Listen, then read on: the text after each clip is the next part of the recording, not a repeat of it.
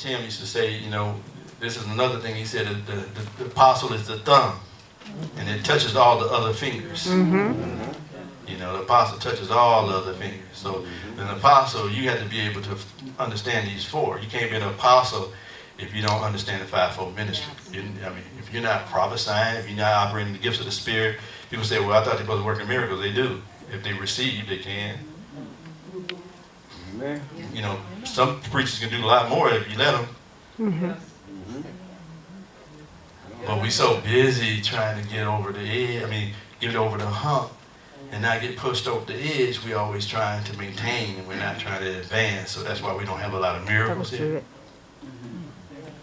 Because we're not faithful stewards over what God gave us, and we're not mature enough to handle them.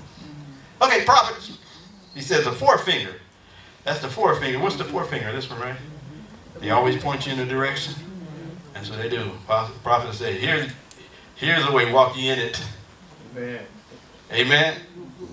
And the evangelist is the middle finger. Don't stick it up. I almost did. The evangelist is the middle finger, right? The middle finger is the longest finger in your hand. Oh, it's for the reach. It's for the reach. Yeah, it's what it's for. It's for reach. It's for our reach. So these are some things that I taught with the leadership. Pastors, there's a ring finger.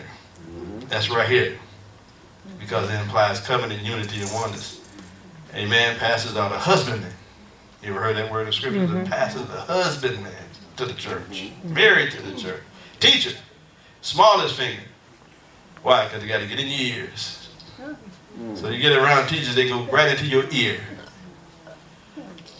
Not to get the wax, just to open it up. We'll leave that to Q-tips. But when you get around teachers, good sound teaching, your ears open up. Amen. Anybody want to say, we can say that this house has been blessed with good teaching.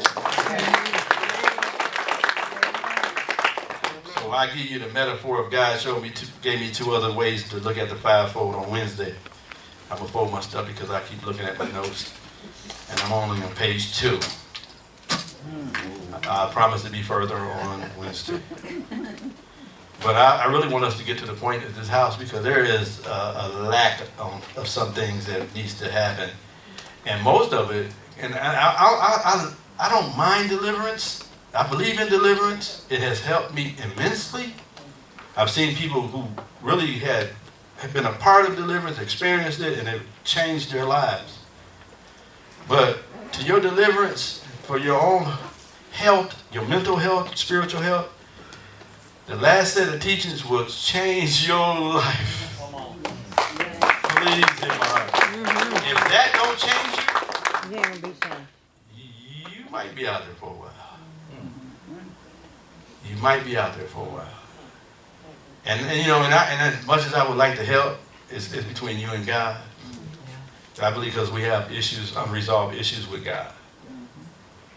And like I said earlier, we think God trying to keep us from something. No, he's watching out over you to make sure you don't get into certain things. And he is protective over his own, especially when we're his children. And we're not our own. So I don't, any thoughts outside of what I know to be biblically right is a thief. Any thought outside of what's biblically right, what's scripturally correct, is a thief. If it doesn't measure up to the scriptures, it is unlawful. And it should not take up habitation in us.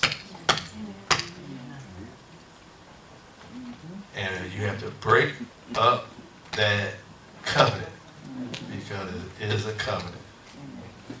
If you feel like it's a yoke on you, and you go up, you get good for about a month, then you go back in, you get 2 months, then you go back in 3 months, you get free 4 months, you go back in 5 months. That is not the gospel. It's not God. I'm empathetic, but if you don't apply this, it's not. I can plead,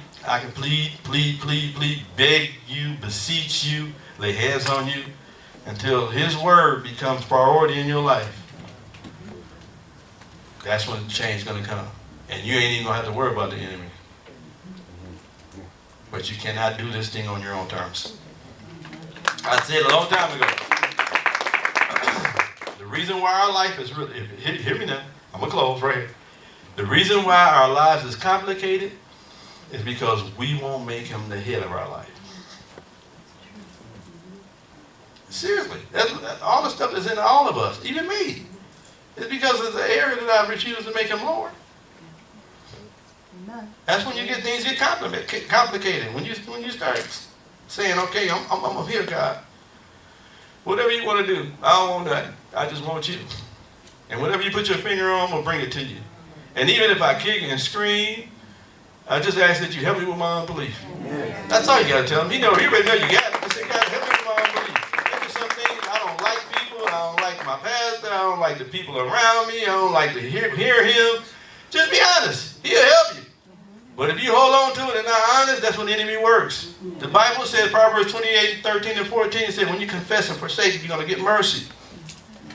But if you hide it, you will not get mercy. So you have to be brutally honest with God and say, God, this is my feelings. It ain't like you don't know. But it lifts the burden from you. You don't have to conceal it no more. You don't have to hide it. Father, we bless you this morning for this word. We just ask, you're helping us out. You're strengthening us. Some of the things that still remain. Some